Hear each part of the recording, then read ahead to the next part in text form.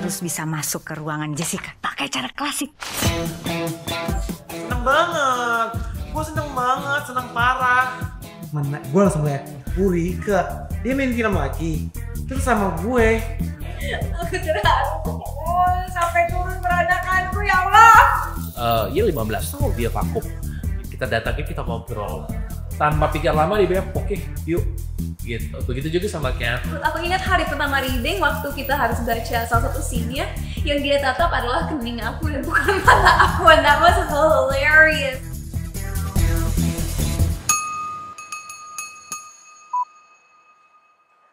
Warga, lu tau gak? Selama ini tuh gue aget. Gue gak ngondek.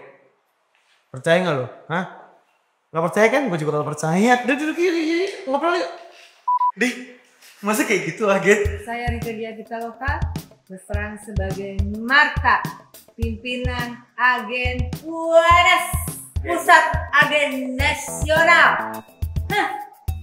Aduh salah, maaf ya. Marta itu pimpinan dari Pusat Agen Nasional Plus 62. Jadi ini semacam organisasi intelijen tapi swasta di negara yang namanya Plus 62. Tahu kan bukunya? Plus 62. Plus 62.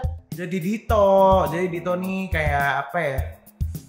Agen yang penuh ambisi, pengen banget jadi menuntaskan misi-misi besar, padahal dia di lockdown gitu sama lingkungannya. karena kami milenial yang siapa yang nggak tahu Argo Rika, ya of course we know Aneng gitu. Terus kita ngelihat sepak terjangnya dan dia belakangan ini gitu ya, dia memang sudah lama vakum. Entah kenapa kayaknya pertemuan pertama langsung nyapu.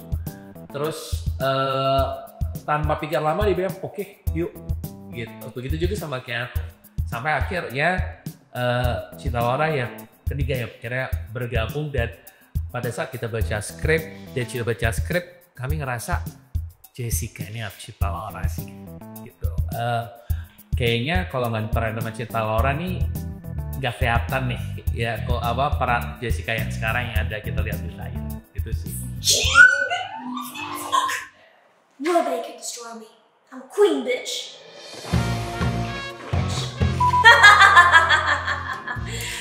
Ya, Jessica itu adalah seorang gadis yang pintar, yang tahu bagaimana menggunakan femininitasnya untuk mendapatkan apa yang dia mau.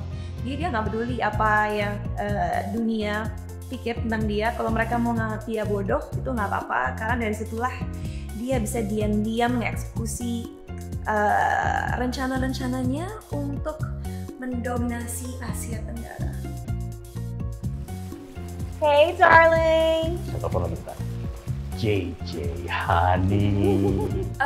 Saat ditawarin film Agen 62 yang pertama-tama bikin aku tertarik tentunya orang-orang yang terlibat. Aku suka banget semua orang dari keluarga wahana kreator dan benar-benar percaya bahwa saat mereka membuat suatu karya, tentunya selalu ada pesan moral yang ingin disebarkan kepada masyarakat, and that is so important to me.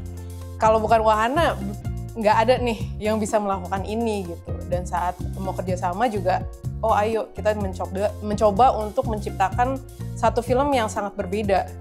Jadi menurut aku tuh judul ini dan premis dan setelah itu ngobrol, rasanya it's one of a kind.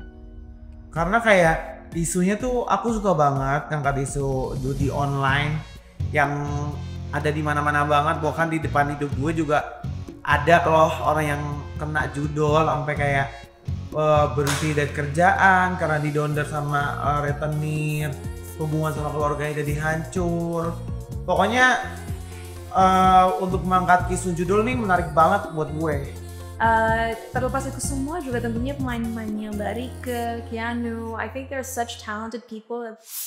Bener-bener tadinya nggak tahu kalau itu peran utama. Begitu syuting ini seru, sama naskahnya ikut syuting, nggak banyak nanya karena sambil kerja ya ribet. Begitu udah kontrak semua, pikir-pikir kok bagian gue banyak banget ya, kenapa ya gitu. Terus aku nanya sama produser, Mas Sigit, banyak banget bagian aku, dialognya banyak lagi kan, aku lagi sambil kerja ini kan peran utama tuh kan.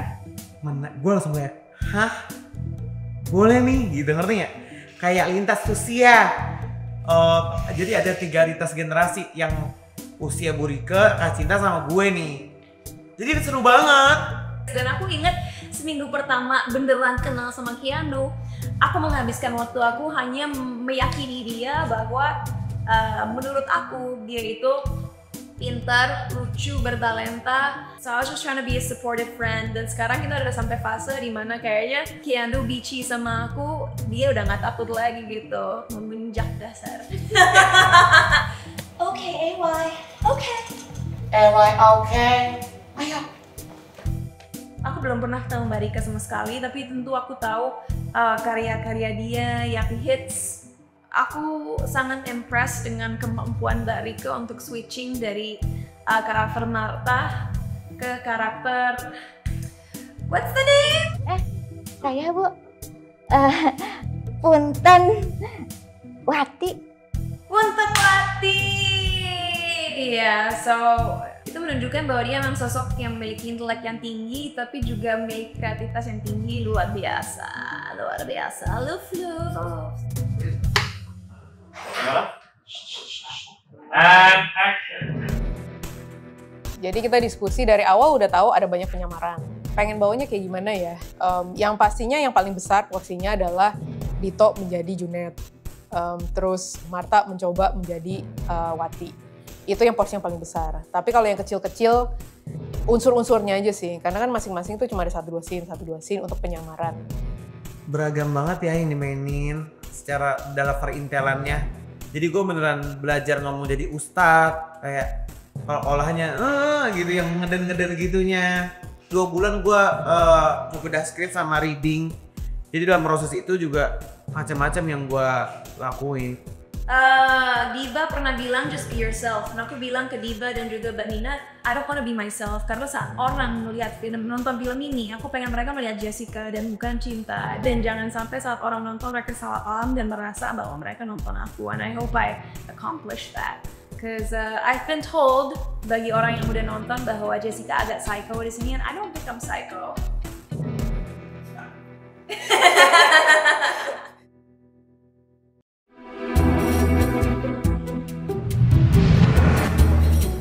Kalau pengajian baca surat apa ya?